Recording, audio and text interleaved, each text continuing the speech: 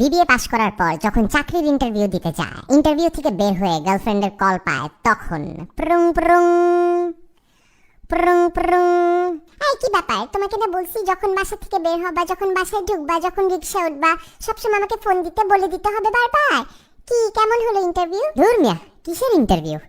আজ এরা পড়াশোনা করে লাভ কি দিতেছে বুঝলাম না। যেখানেই যাই এক্সপিরিয়েন্স চায়। সারা জীবন শুনছি চাকরিতে সার্টিফিকেটের প্রায়োরিটি বেশি, এখন দেখে খালি এক্সপিরিয়েন্সই চায় সবাই। কি বলতেছ আবলতা বলে সব? এর মানে তোমার চাকরি হয় নাই? তুমি চাকরি না পেলে কিভাবে আমার বাবা মায়ের সাথে কথা বলবা? আল্লাহ, আমাদের বিয়ে হবে কিভাবে? রাখো তোমার বিয়ে, এখানে এক্সপিরিয়েন্সের অভাবে চাকরি পাইতেছি না, আর তুমি আসো বিয়ে নিয়ে। যেই বেটা ইন্টারভিউ নিছে সেও তো তোমার বাপের বয়সী, এর মানে তোমার বাপও তোর মতন হবে।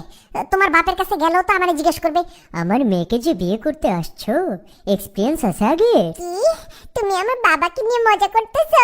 ছোট লোক একটা। চাকরি কইরা তো বড় লোক হইতে চাইছিলাম, কিন্তু এটাও তো এক্সপিরিয়েন্সের অভাবে আমাকে ছোট লোকই বানায় রাখতেছে। আমার দোষ নাকি? এক্সপিরিয়েন্স না থাকলে তো মানুষ চাকরি দিতে ভয় পায়। এক্সপিরিয়েন্স ছাড়া তোমার বাপ তোমার সাথে আমার বিয়ে দিবে কেমনে? এর জন্য তো ভাবতেছি তোমাকে বিয়ে করার আগে 3-4টা বিয়ে করব, লাগলে আরো 10টা করব। যত এক্সপিরিয়েন্স থাকবে তত আমার সুবিধা বাড়বে। এই ছোট লোক, চাকরি আর বিয়ে এক জিনিস নাকি? কি বলতেছ আবল তাবল এসব? আরে রাখো তোমার আবল তাবল কথা।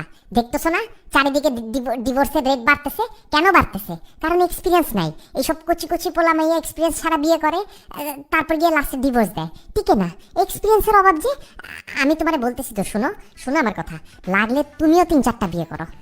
অবশ্য তোমরা মেয়ে মানুষটা এমনি পাকা, 3-4টা না করলেও চলবে। এক্সপিরিয়েন্স তো খালি আমাদেরই লাগে। রাখি আমি, অসহ্য লাগতেছে তোমাকে, আহাম্মক একটা।